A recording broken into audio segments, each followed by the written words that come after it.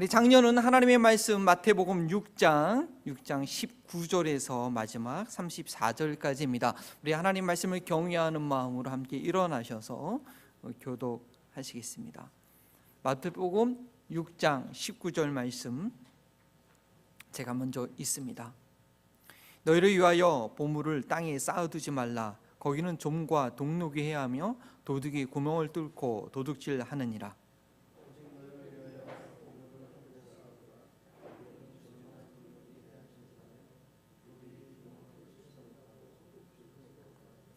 내 보물이 있는 그곳에는 내 마음도 있느니라.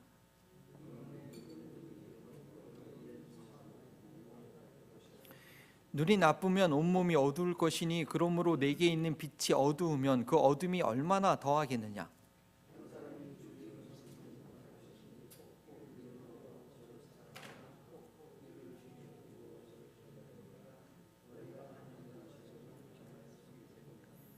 그러므로 내가 너희에게 이르노니 목숨을 위하여 무엇을 마실까, 무엇을 먹을까, 무엇을 마실까, 몸을 위하여 무엇을 입을까 염려하지 말라.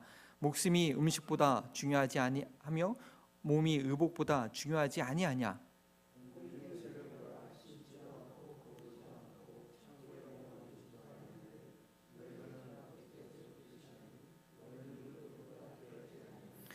너희 중에 누가 염려함으로 그 키를 한 자나 더할 수 있겠느냐.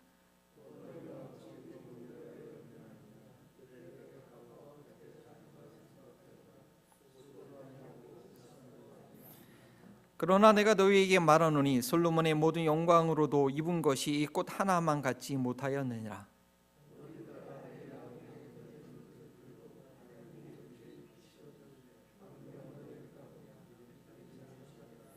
그러므로 염려하여 이르기를 무엇을 먹을까, 무엇을 마실까, 무엇을 입을까 하지 말라.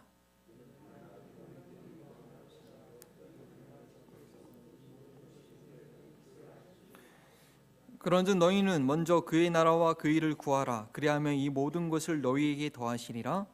그러므로 내일을 위하여 염려하지 말라. 내일은 내일 염려할 것이요 한날의 괴로움은 그날에 족하니라. 아멘. 이는 살아계신 하나님의 말씀입니다. 지난번 본문도 그렇고 오늘도 본문 보고 좀 길어요. 산상수훈 때는 한 절씩 한 절씩 조금씩 하더니 이제는 너무 본문을 이렇게 길게 해서 여러분 좀 지치실지 모르겠어요. 하지만 제가 의도하는 것은 그 프린서플은 이 산상수훈의 말씀을 지켜야 될 원리는 정확하게 아셔야 되고요. 그 다음에 그 적용을 하고 있는 이 실천 부분에 있어서 이것을 너무 자세히 또 하나하나 꼬치꼬치 얘기하면 하나의 또 다른 율법이 될까봐 여기 나타난 원리에 의해서 우리가 어떻게 살아야 되는지를 여러분 기억하시면 좋을 것 같아서 좀 넓게 그렇게 본문을 잡았습니다. 기회해 주시면 좋겠고요. 여러분도 혹시 인베스트먼트 투자 컨설턴트라는 그런 직업을 들어보셨습니까? 일반 서민들에게는 낯설지만 사업을 하시는 분이나 좀 자본이 있으신 분들에게는 아주 중요한 사람입니다. 어떤 투자 컨설턴트를 만나서 조언을 듣냐에 따라서 내가 좀 갖고 있는 그 재산이 한 10년 후에 20년 후에 엄청 늘어날 수도 있고 내가 좀 어떤 잘못 투자하면은 폭삭 망하기도 하는 것이 있기 때문입니다. 워런 버핏이라는 사람 들어보셨습니까? 이분이 아주 유명한 투자 회사의 CEO입니다. 일명 투자의 신이라고 그렇게 불립니다. 그래서 이분과 함께 점심 식사를 하면서 투자에 대한 조언을 듣는 그런 프로그램이 있는데 그걸 아무나 못하고요. 1년에 딱 한 번 있는데 이베이의 경매를 통해서 얻습니다. 근데 자그마치 돈이 어마어마합니다. 그 서로 막 그 자리를 차지하기 위해서 엄청난 돈이 오갑니다. 그래서 많은 돈을 주고 얻는 점식사 기회를 통해서 이 경제 흐름에 대한 바른 지식과 또 투자의 지혜를 얻어서 본인이 지불한 식사값보다 훨씬 큰 이익을 얻는 경우가 대부분이라고 합니다. 그래서 전 세계의 투자자들이 워런 버핏의 조언을 듣기 위해서 수십만 달러를 내고 그것을 찾습니다. 이것이 2000년부터 매년 진행했는데요. 이 워런 버핏의 나이가 지금 91세입니다. 그래서 올해 마지막으로 행사를 한다고 합니다. 이 점심 함께 먹는 가비업은 얼마인지 아십니까? 올해 마지막으로 했는데 얼마냐면 보통 1900만 달러, 한국 단으로 246억 원에 팔렸다고 합니다. 점심 함께 같이 먹고 대화하는데 대단하죠. 근데 그렇게 한 이유가 있습니다. 그렇게 돈을 투자해도 그 사람이 드는 정보를 투자를 하면 그만큼 수익을 남기기 때문입니다. 근데 이 워런 버핏이 너무 감사한 것이 그렇게 모아진 돈을 뭐 자기 위해서 쓰냐, 아니요. 다 캘리포니아의 노숙자를 돕는 단체에 다 기부한다고 합니다. 정말 이분은 가치에 투자하시는 그런 귀한 분이라는 것을 알게 됩니다. 오늘 말씀은 중요한 것입니다. 오늘 말씀은 이 워런 버핏보다도 더 뛰어난, 아니 비교할 수 없는 더 놀라운 투자 컨설턴트의 조언을 듣는 시간이 될 것입니다. 온 천하 만물을 창조하시고 지금도 운영하고 계시는 창조주, 그러나 인간의 몸으로 오셨기 때문에 인간의 필요를 너무나 잘 알고 계시는 그 예수 그리스도께서 우리의 보물을, 우리의 재물을 어떻게 써야 될지 알려주는 본문인 것입니다. 오늘 예수님의 투자의 원리를 성령의 감동을 따라 믿음으로 여러분께서 받아들이게 된다면, 제가 받아들이게 된다면 정말 짧은 인생이지만 영원한 것을, 또 이 땅에서도 영원히 누릴 수 있는, 풍성히 누릴 수 있는 그런 투자를 하게 될 것입니다. 그래서 엄청난 이익을 누리는 그런 삶을 살 수 있게 될 것입니다. 오늘 예수님의 조언을 믿음으로 받아들인다면 이 1900만 달러, 상상이 안 가는 이 액수의 식사 시간보다 더 귀한 시간이 될 것입니다. 성령님께서 예수님의 말씀을 깨닫게 하시고 확신을 주시기를 소망하며 말씀을 전합니다. 첫 번째, 보물을 어디에 쌓아둘 것인가. 첫 번째로 예수님께서는 저희가 소유하고 있는 보물에 대해서 말씀하고 계십니다. 그 당시에 보물은 무엇이었을까요? 금이나 성경 마태복음에 나와 있는 그 비유대로 하면 금, 또 값진 진주, 또 비싼 향후 같은 것이 당시의 보물이겠죠.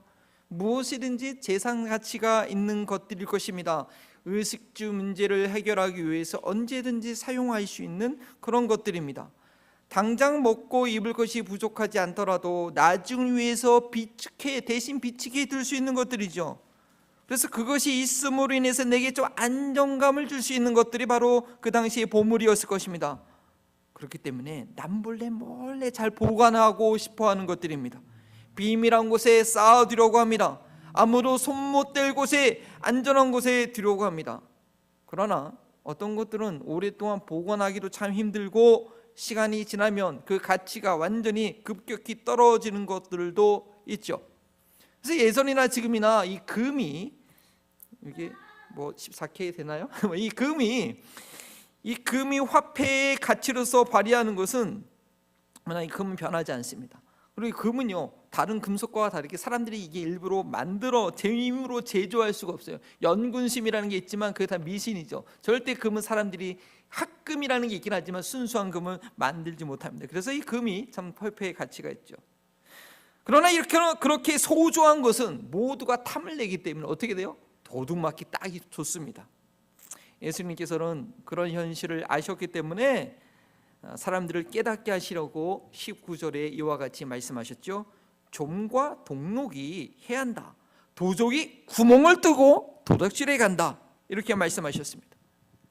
너희가 아무리 소중히 여기는 보물이라도 어떻게 해요? 시간이 지나면 상하게 되고 가치가 변질된다는 것이죠. 그렇지 않은 보물들은 아무리 꽁꽁 숨겨두었을지라도 이 도둑들이 얼마나 대단합니다. 구멍을 뚫고 다 훔쳐가게 돼서 잊어버리게 된다는 것입니다. 영끌이라는 단어를 혹시 들어보셨는지요? 한국에서 유행한 단어입니다. 영끌. 저도 처음에 이게 무슨 말인지 몰랐어요. 좀 찾아보니까 한국의 젊은 세대들, 3, 4세대들이죠. 이제 보니까 어떻게 재산을 모을 방법이 없는데 보니까 집을 사야 되는 거지. 집을 사면 돈을 모으는 거예요. 그래서 은행 융자 받고 있는 놈 없는 돈 다 빌려가지고 이 돈을 살 때 영끌이라고 합니다. 영끌. 영혼까지 끌어들여서 돈을 빌려서 집을 샀다는 거예요. 또 코로나 그때 주식이 한참 올라가지 않았습니까? 그때도 영끌에서 내가 주식을 살았다. 그렇게 얘기했죠. 근데 지금 어떡합니까? 그렇게 영끌했던, 은행에 막 돈 빌렸던 그 3, 4세들이 은행에 이자가 막 폭등을 했죠. 주식가치 푹 떨어졌죠. 그야말로 영혼이 탈탈 털리는 그런 상황이 되었습니다. 이것이 바로 땅에 보물을 쌓아두려고 할 때 흔히 누구나 경험하게 되는 그런 현상입니다. 이에 대해서 예수님께서는 너희가 정말 소중히 여기는 보물이 있다면 그것을 어디에 쌓아두라고요? 하늘에 쌓아두라고 합니다. 오염되지 않는 깨끗한 하늘에 쌓아두면 땅에서처럼 좀이나 동록으로 썩어질 일도 없고 이 도적들이 훔쳐갈 일도 없을 것이라고 합니다. 유대 랍비들이 가르치는 탈무드 중에 이런 내용이 있습니다. 노바바즈 왕에 관련된 내용이다. 그는 1세기 아디바 베이디의 왕인데 그가 재산을 탕진했을 때 형제들이 비난하여 이렇게 말했다. 내 부친은 아래에 쌓았지만 나는 위에 쌓았고, 내 부친은 침입이 가능한 곳에 쌓았지만 나는 침입이 불가능한 곳에 쌓고 있다. 내 부친은 돈이라는 보물을 모았지만 나는 영혼이라는 보물을 모았다. 내 부친은 이 세상을 위해 모았지만 나는 장래 세상을 위해 모았다. 바벨로니안 탈무드에 있는 그런 내용입니다. 이 유대 공동체가 예수님을 메시아로 영접하지는 않았지만 그 이후에 쓰여진 내용이니까 예수님의 가르침에 유대 공동체에 영향을 끼친 듯합니다. 소중한 것을 하늘에 맡겨둘 수 있는 지혜와 안목이 필요합니다. 아버지의 그 왕국의 재산을 다 탕진했다고 형제들이 막 원망하니까 이 모노바즈 왕이 이렇게 대답을 했다라는 것입니다. 여러분들 어떻게 우리 재산을 잘 관리할 수 있겠습니까? 큰 은행에 맡겨두면 안전할까요? 은행들도 그 돈을 가지고 다른 이들에게 빌려주고 투자하면서 이익을 얻는 것이기 때문에 언제든지 잘못된 위험이 있습니다. 2008년 여러분 기억하십니까? 이 미국의 모게지 사태가 일어나가지고 전국적으로 금융에 큰 위기가 생기고 어려움이 발생했습니다. 최근에 중국에서는요, 이 지방은행들이 뱅크런을 했습니다. 그래서 예금주들이 돈을 찾지 못해가지고 이 중국에서는 보기 드물게 수천 명이 모여서 시위를 하는 그런 뉴스가 있습니다. 그러면 집안 금고나 땅에 묻어두면 안전할까요? 가끔 그런 소식 들리죠. 땅이 묻혔던 옛날 지폐들이 발견됐다는 그런 소식들이 있기도 한데, 그러면 안전할까요? 많이 경험하지 않습니까? 한인 사회 가운데 현금이 있다는 소문이 들리면요, 완전 범죄의 대상의 표적이 될 뿐입니다. 그리고 또 내 돈 잘 있나 신경 쓰다가 평안한 날이 없게 됩니다. 그렇기 때문에 예수님께서는 두 번째로 보물이 있는 곳에 내 마음도 있다고 하시면서 그 보물을 하늘에 쌓을 수 있는 방법을 알려주십니다. 보물을 땅에 쌓지 말고 하늘에 쌓아야 될 그 필요성을 환기시키신 후에 실제적으로 하늘에 쌓을 수 있는, 하늘에 투자할 수 있는 실제적인 방법을 알려주시는 것입니다. 여러분도 알고 싶지 않습니까? 계속해서 잘 경청하시기 바랍니다. 21절에 뭐라고 말씀하시냐면, 내 보물이 있는 곳에 무엇이 있다, 오늘 제목이죠. 내 보물이 있는 곳에는 내 마음도 있다라는 말씀입니다. 결국 이건 무엇이냐? 돈을 사용하는 것은 결국 그 사람의 마음의 편이라는 거죠. 이렇게 어느 분이 우리 자녀들을 위해서 이렇게 장학금을 기여한 것, 자녀에 대한, 자녀 교육에 대한 이 마음이 있으니까 이제 그렇게 생각하지 못했던 그 일을 해주신 거죠. 그리고 이것은 마음이 가야 돈이 갈 수 있다는 것입니다. 그리고 이것은 다시 한번 생각하면, 그것은 이 마음이 깨끗해야 돈도 깨끗하게 사용할 수 있고, 마음이 깨끗해야 돈도 깨끗한 곳에 둘 수 있다는 것입니다. 그래서 22절, 23절을 계속해서 설명하는 것입니다. 21절과 22절, 23절은 그렇게 연결되는 것입니다. 뭐라고 말씀하십니까? 눈은 몸의 등불인데 눈이 성해야 온몸이 밝게 된다고 말씀하셨습니다. 눈이 성하다라는 뜻이 무슨 뜻일까요? 그 성경 여러분 그 주에 보면 밑에 이렇게 설명이 써 있을 것입니다. 뭐라고 되어 있느냐? 눈이 순전하다는 뜻입니다. 사문을 바라보는 눈이 청결하고 밝다라는 그런 영적인 의미가 있습니다. 육체적으로 눈이 성하다는 그런 것보다는 이 눈이 볼 수 있는 마음의 눈이 청결하다는 것이죠. 실제로도 눈이 좀 성하지 못하면, 불편하면 잘 보이지 않고 그 사람에게는 온 세상이 깜깜할 수밖에 없습니다. 그러나 그보다 더 세상을 바라보는 관점이 어두우면 그 마음이 어두워지고 세상이 온통 어두워질 수밖에 없습니다. 그렇기 때문에 예수님께서는 내게 있는 빛이 어두우면 그 어둠이 얼마나 더하겠느냐라고 말씀하십니다. 마음의 문제가 해결되지 않으면 세상이 아무리 밝아도 그는 어둠입니다. 그러나 세상을 보는 눈이 밝으면 그의 생각이 밝고 소망이 있고 삶이 밝아질 수 있습니다. 특별히 이 눈은 무엇을 볼 수 있어야 되느냐, 무엇에 밝아야 되느냐, 하나님의 통치, 하나님께서 다스리신 것을 볼 수 있는 그런 눈이 되어야 됩니다. 사업을 잘 하시는 분들은 경제가 흘러가는 것, 이 환율이 어떻게 돼가는 것, 돈이 어떻게 흘러가는 것, 어디가 지금 사람들이 투자를 하고 사는 이것에 대한 감각이 뛰어나신 분들입니다. 돈의 흐름을 볼 수 있는 눈을 갖고 계신 분들이죠. 네. 또 직장 생활을 오랫동안 잘 하시는 분들, 뭐 다른 요인들이 있겠지만 이 직장의 분위기를 잘 파악하고 자기가 어떻게 처신해야 될지 아는 사람들이 직장에서도 오래 계시더라고요.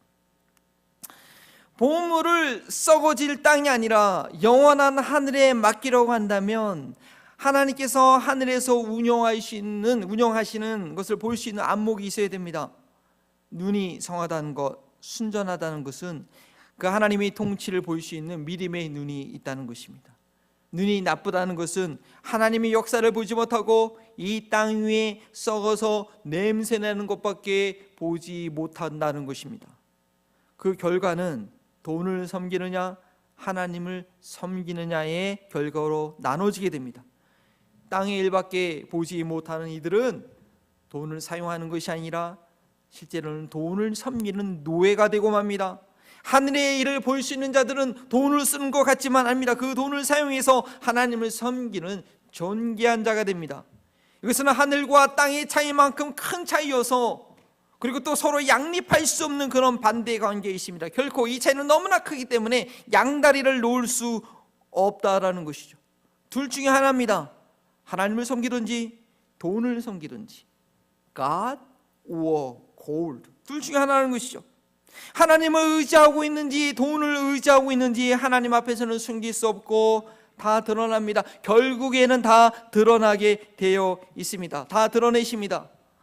매 주일 습관처럼 헌금하고 또 매달 11조로 할 때는 하나님을 섬기는 것 같지만 돈이 필요한 결정적인 순간에 현실적인 선택을 한다면 그런 돈을 섬기고 있는 것입니다. 여러분이 말씀을 제가 나누지만 저도 마찬가지입니다. 저도 소위 그런 모습을 보면서 한탄할 때가 있습니다. 사람들에 대한 신이나 친절보다는 어떻게 해서든지 그 이득을 더 얻고자 한다면 그는 돈에 대해서 노예가 되어 있는 자들입니다. 평상시에 경제생활을 어떻게 하고 있고 무엇에 근거하여 결정을 내리고 있는지 보면 됩니다.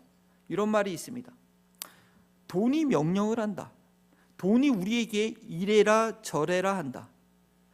우리가 우선순위가 바로 잡혀 있다면 우리한테 이래라 저래라 할 존재는 하나밖에 없다.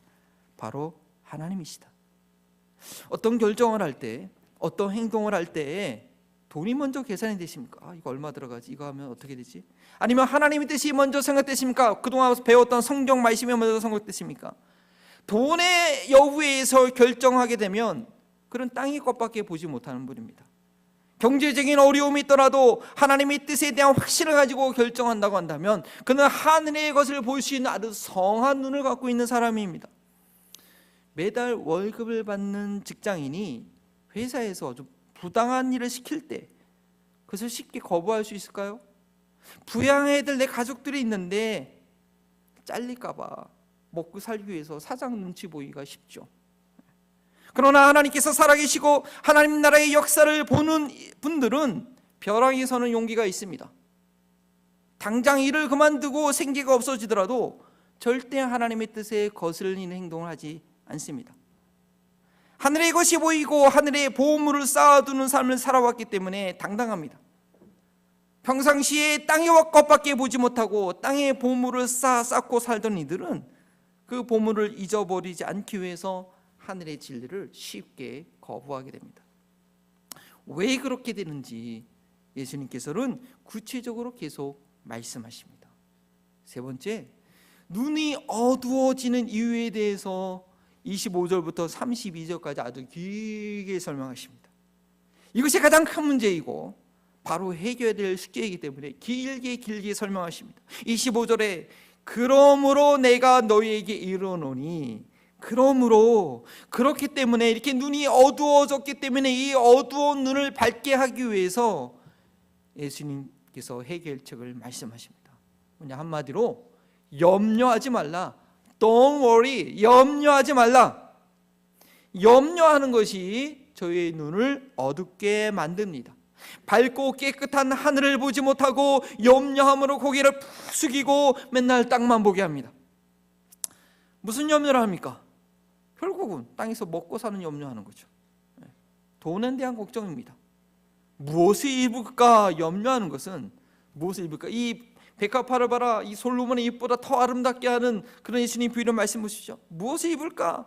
이것은 이 땅에서 좀 더 잘 살려보라고 하는 그런 이기적인 욕망과 관련이 있습니다. 더 잘 꾸미고 더 편리하고 더 누리려고 하는 욕심 때문에 갖게 되는 걱정이 있어. 내가 오늘은 무엇을 입어야 될까? 물론 그 당시에는 옷이 재산적인 가치도 있긴 했습니다. 예수님께서는 너무 단순한 진리로 염려하지 않도록 조언해 주십니다. 26절, 성경 펴셨죠? 26절을 우리 한번 다 같이 천천히 읽어보겠습니다. 너무나 단순한 진리입니다. 26절 같이 있습니다.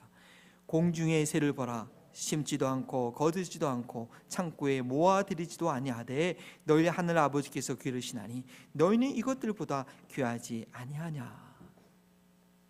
하늘의 아버지께서 선인과 악인 모두에게 빛을 주시고 비를 내려주신다는 말씀, 원수를 사랑할 때 우리가 어떻게 큰 너그러운 마음을 가질 수 있을까 할 때 주님께서 그런 비유를 말씀하셨죠. 그런 것처럼 우리가 염려하지 않게 해서는 우리 하나님을 그저 우리 교회 안에 내 삶 가운데 있는 그런 바운디야만 제한하는 하나님이 아니라, 내가 믿을 때만 하나님이 되시는 그런 하나님이 아니라, 지금도 무슨 얼마나 천하 만물을 운행하시고 해를 움직이시고 달을 운행하시고 별자리를 운행하시는 그런 하나님으로 저희는 믿고 경험할 수 있어야 됩니다. 오늘 아침 일어났을 때 혹시 새들이 지저귀는 소리를 여러분 들으셨나요? 제가 이 설교 원고를 할 때는 옛날 봄을 생각해서 이렇게 썼는데, 오늘 보니까 새들이 안 보여요. 매미 소리 들리더라고요. 여름이 되면 새들이 다 딴 데 가나 봐요. 제가 몰랐어요. 근데 봄을 한번 생각해 보세요. 봄 아침에 일어나면 새들이 지저귀는 소리, 또 예배당에 오실 때 막 저희 교회 앞에만 해도 새들이 많습니다. 그거 보셨을 것입니다. 그 새들을 볼 때 예수님께서 보고 말씀하신 대로 하나님께서 돌보시는 것임을 믿을 수 있어야 됩니다. 새들이 노래할 때 하나님께서 오늘도 나를 돌보심에 감사하여 찬양합니다 라고 하는 그 소리로 저희는 들릴 수 있어야 됩니다. 하나님께서 저 새들에게 먹을 것을 허락하지 않으셨으면 저희는 아침마다 이 노스캐롤라이나의 아름다운 새소리를 들을 수 없을 것입니다. 저희는 새소리를 들을 때마다 하나님께서 저 새들보다 나를 더 소중히 여기신다는 그런 알람 소리로 들을 수 있었으면 참 좋겠습니다. 그것이 바로 하나님을 나의 아버지로 인정하는 믿음입니다. 하나님께서 독생자 예수 그리스도를 나를 위해 희생하셨다는 것을 온전히 믿는 믿음이 바로 그러한 믿음입니다. 저 새들보다, 이 벌레들보다 나를 더 소중히 여기시고 기르시고 관리하고 계신다. 이러한 믿음은 구약시대 이스라엘 백성들은 10계명 중에서 제4계명을 통해서 그 믿음을 연단받았습니다. 제4계명은 뭐죠? 안식일을 기억하여 거룩히 지키라. 지난번에 말씀드린 6장의 전반부의 그 내용은 뭐죠? 10계명의 제1계명부터 3계명의 내용을 지키는 결과를 가져오는 것이었죠. 하나님 앞에서 하나님 쌩까지 않는 그런 내용을 지키는 그런 원리였죠. 그리고 오늘 본문은 바로 이 제4계명을 지키는 결과를 가져오게 됩니다. 이스라엘 백성들은 광야에서 안식일을 지키는 것을 통해서 하나님을 신뢰하는 여부를 증명해야 됐습니다. 광야 40년 동안 저들이 무엇을 먹고 살았습니까? 농사를 지었습니까? 사냥을 했습니까? 광야에서 얼음도 없지요. 하나님께서 매일 내려주시는 만나를 먹고 살았습니다. 근데 광야 생활 처음부터 주신 건 아니었습니다. 새벽마다 출애굽기 보시지만 저들이 출애굽할 때 엄청난 재물과 애굽 사람들이 다 준 선물을 갖고 왔어요. 그래서 2달 반 동안은 잘 살았는데 2달 반이 지나니까 먹을 게 떨어진 거예요. 아이고, 이 광야에서 우리가 굶어 죽겠다고 불편합니다. 그러니까 하나님께서 친히 매일 아침마다 꿀 섞은 과자와 같은 아주 맛난 맛이 나는 만나를 그동안 40년 동안 저들에게 매일 내려주셨습니다. 그러면서 하신 말씀이 있죠. 6일째는 내가 이틀만큼의 분량을 줄 테니까. 그러니까 이 매일 일용할 양식이라는 게 매일 주시는데 자기가 먹을 것보다 더 많은 만나를 주워오면 이 만나가 썩어버렸어요. 그 다음날. 근데 신기한 것은 제 6일째는 이틀치의 만나를 주워오라고 해요. 그리고 그날은 이틀치 주워온 게 하루 지나도 썩지 않았어요. 왜냐? 안식일 그 7일째에 쉬면서 거룩히 지키라고 하나님께서 그렇게 명령을 주셨습니다. 그런데 그들이 어떡합니까? 공급해 주신 일을 바라보지 못하고 양식을 내가 얻는 것이, 그래서 내가 열심히 나가서 주웠으니까 이거 얻은 거지, 이거 누가 내려주신 생각하지 못하고, 그래서 안식일로 나가서 일해야 돼, 나가서 그것을 구하고자 합니다. 일용할 양식을 공급해 주신 그 근본 대신 그 넓은, 내가 직장 운영하고 있으니까, 내가 사업체 운영하시니까 내가 벌고 간다, 그거밖에 보지 못하는 거예요. 온 천한 만물을 창조하신 하나님께서 나라 하나 살짝 건드시면, 기후 하나 살짝 건드시면 다 없어지는 건데, 그걸 보지 못하고 내가 사업을 잘해서, 내가 직장생활 잘해서 그렇게 생각하는 거죠. 하나님을 신뢰하지 않는 것입니다. 그래서 결국 안식일마저 나갔던 그들은 아무것도 얻지 못하고 그냥 돌아오게 됩니다. 무엇을 마실 것인가, 무엇을 먹을 것인가, 그 염려하는 것은 안식일날 만나러 주스러 나갔던 그 백성들처럼 하나님을 신뢰하지 않는 것입니다. 모든 공급의 근원이신 공급이 하나님께 있음을 믿지 않고 자기가 열심히 일해서 자기 능력이 있어서 얻은 것으로 생각합니다. 하늘에서 일하시는 하나님을 보지 못하고 땅에 있는 것만을 구하고 땅에 쌓아 놓으려는 그런 생각이 있기 때문에 그렇습니다. 그러니 근심 걱정을 하지 않을 수가 없습니다. 염려는 몸을 해칠 뿐입니다. 잠언에 뭐런 말씀이 있습니까? 심령이 상하면 뭐요? 뼈를 마르게 했습니다. 예수님께서 무엇을 먹을까 염려하지 말라고 하시면서 목숨보다 음식이 더 중요하다고 말씀하신 것이 바로 이 이유입니다. 먹고 살아가야 할 걱정이 우리의 생명을, 건강을 상하게 할 수 있는 것입니다. 무엇을 입을까? 어떻게 멋지게 보일까? 어떻게 더 행복하게 좀 살 수 있을까? 어떻게 좀 재밌게 살 수 있을까? 염려하다가 더 불행한 삶이 됩니다. 염려는 예수님 말씀 그대로 키 한 자도 더 크게 하지 못하는 아주 백해무익한 것입니다. 물론 생각을 해야 됩니다. 기도는 해야 되죠. 준비는 해야 되죠. 그러나 내가 어떻게 할 수 없는 영역에 대해서 이거 어떡하지? 이거 어떡하지?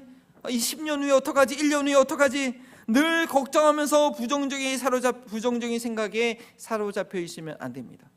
하늘의 것을 보지 못하고 점점 미궁에 빠질 뿐입니다. 하나님께서 공급해 주심을 믿지 않고 염려함으로 안식일에 들에 나가서 잊지도 않은 만나를 얻으려고 했던 이들은 더 이상 하나님을 신뢰하는 하나님의 백성이 아닙니다.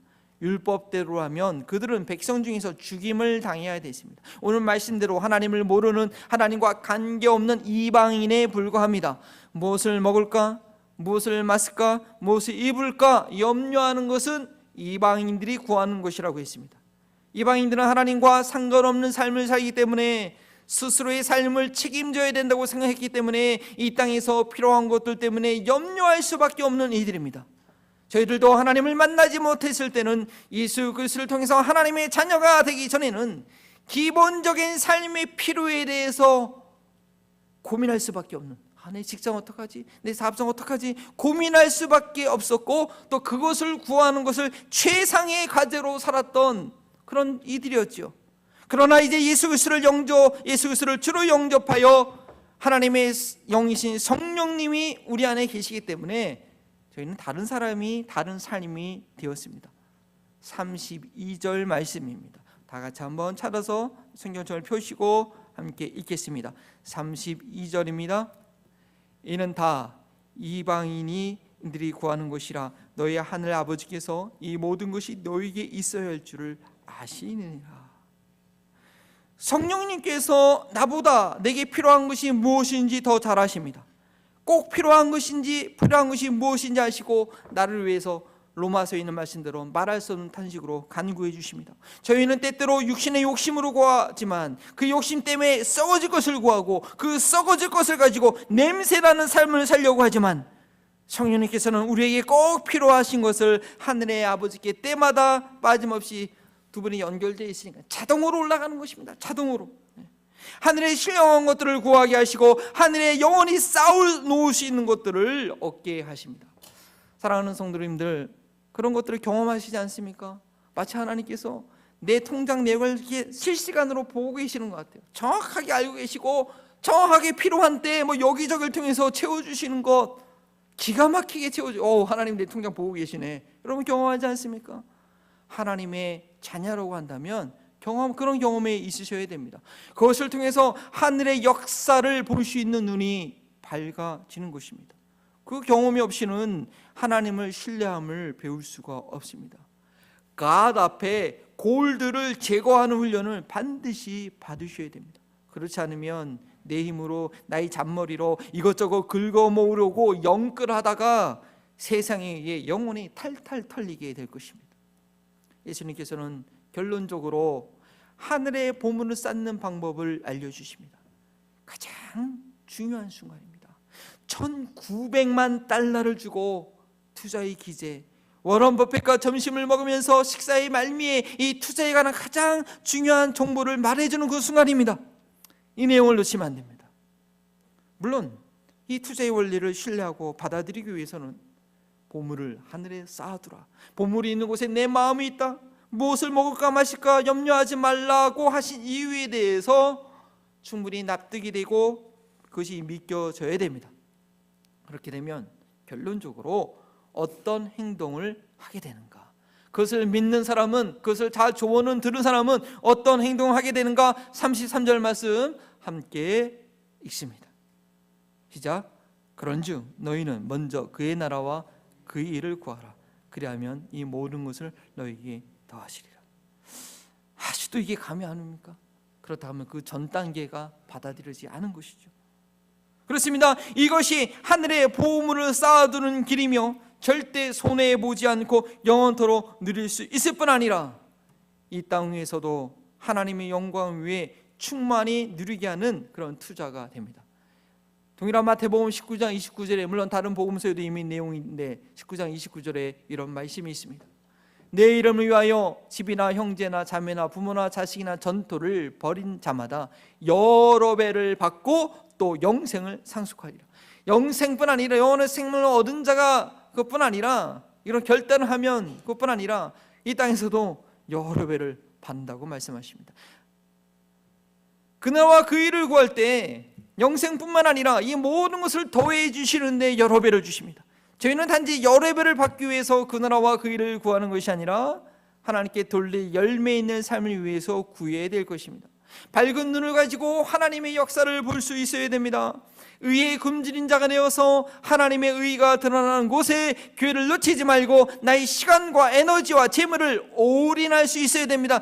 그야말로 그곳에 영끌하여 올인할 수 있어야 됩니다. 더 이상 무엇을 먹을까 마실까 입을까에 대한 염려 때문에 하늘의 투자할 의지와 삶의 여유를 빼앗겨서는 안 됩니다. 문제는 오늘 삶도 만만치 않은데 내일까지 염려한다는 것입니다. 34절 말씀이죠. 사실 염려하게 되는 것은 오늘 때문에 염려하지 않습니다. 오늘은요, 염려할 시간도 없이 그냥 확 지나갑니다. 대부분의 염려는 내일 때문에 그런 거예요. 내일 때문에 염려하는 것이다. 아, 내일 이런 일이 일어나면 다음 달에 어떡하지? 내년에 10년 후에 내 노후는 어떡하지? 아니, 당장 1시간 이후에 어떤 일이 일어날지도 통제하지 못하는 인간이 내일을 걱정한다는 것은 뭡니까? 과거와 현재와 미래를 주관하시는 하나님을 인정하지 않고 내가 스스로 하나님이 되었기 때문에 생기는 불안증이라는 것입니다. 우리 하나님 아버지의 자녀된 이들이 가져야 될 유일한 고민은 어떻게 하나님 나라와 의를 구하고 이룰 것인가가 되어야 됩니다. 거기에는 내가 왕이 되려고 하는 욕심이 끼어들 수 없습니다. 거기에는 내가 어떻게 해보려고 하는 고생스러운 시도가 필요 없습니다. 오직 의의 굶주린 자의 복을 받음으로 하나님으로부터 배부름을 얻게 됩니다. 말씀을 정리합니다. 지난주 본문의 말씀은 우리가 사람 앞에서 외식하지 말고 하나님 앞에서의 삶을 살자는 그런 말씀이었습니다. 이번 주 본문 말씀은 그 하나님 앞에서의 삶이 뭐냐? 전적으로 하나님을 의지하는 삶이 되어야 된다는 것입니다. 그러할 때 쇠하지 않은 영원한 그 하늘에 우리의 보물을 쌓는 삶이 될 수 있습니다. 이 땅에서의 삶은 참 짧습니다. 한정적입니다. 무한하지 않습니다. 제한이 있습니다. 여러분, 이 땅에서 영원히 살 사람 계십니까? 아니죠. 하루하루로 지나면 그날은 돌이킬 수 없는 시간입니다. 내 시간을 낭비했을 너무나 아까운 것입니다. 그러나 우리가 제대로 한번 투자하면, 제대로 한번 내게 주신 것들을 제대로 한번 드리게 되면 그동안 낭비했던 모든 것들을 만회할 만한 길은 있습니다. 믿음의 눈을 떠서 하나님 나라의 역사를 보고 과감하게 하늘에 보물을 쌓는 것입니다. 아, 여기에 하나님 나라의 역사가 있구나. 그래, 여기에 내가 헌신할 수 있겠구나. 그 기회를 한번 잡으시면 되는 것입니다. 여러분, 예수님 돌아가시기 전에 그 문두본 시몬의 집에서 한 여인이 자기 전 재산 그 향유컵을 예수님의 발 앞에 깨뜨린 사건 아시지 않습니까? 제자들조차 이게 무슨 낭비냐고 했지만 예수님께서는 나의 장례를 준비하는 것이 되며 복음이 전하는 곳마다 이 헌신이 기억될 것이라고 주님께서 말씀하시지 않았습니까? 이 보물을 땅에 밖에 쌓을지 모르는 사람들은 무슨 낭비냐고 비아냥거릴 수 있겠지만 그의 나라와 의를 굶주리고 사모하는 자들에게는 하나님께서 배부르게 하시고 만족해 주시는 것이 있는 것입니다. 영생뿐 아니라 하나님의 나라를 위해서 더 몇 배의 것을 누리게 해 주시고 있습니다. 관건은 나의 현재 삶의 패턴이 내가 일하고 결정하고 대화 나누고 생각하는 것이 무엇을 먹을까 마실까 입을까의 염려에 매여 있는 것이 아니라 믿음의 눈을 들어서 내가 쌓을 수 있는 그 거룩한 하늘을 볼 수 있느냐입니다. 내 보물이 있는 곳에 너희 마음도 있다고 하셨는데, 예배 드리실 때마다 성도들과의 교제를 나누실 때마다 그 눈이 더 밝아져서 우리의 마음이 저 하늘에 있기를 주의 이름으로 축원합니다. 우리 다 함께 일어나셔서 마지막에 결단의 찬양, 그 나라와 그 일을 먼저 구하라, 함께 찬양 드리십니다.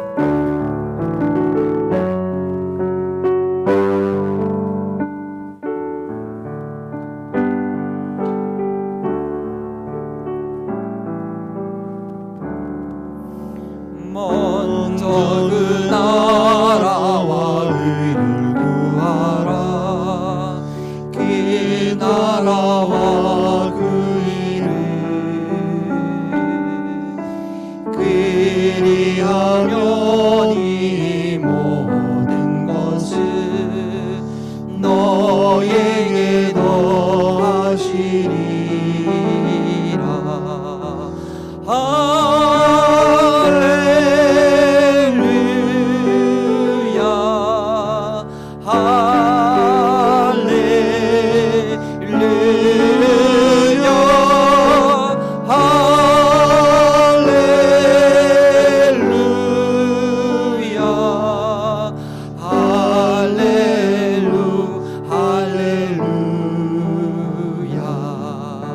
사람이 떡으로만 살 것 아니요 하나님 말씀으로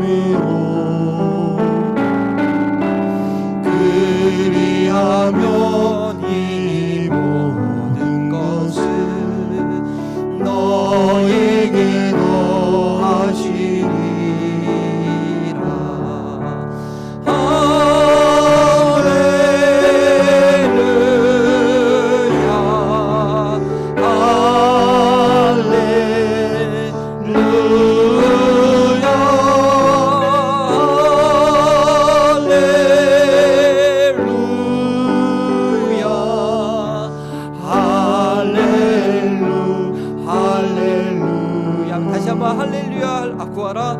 구하라 너희에게 주실 것이요 찾으면 찾으리니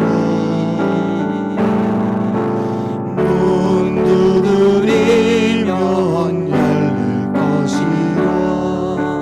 할렐루 할렐루야.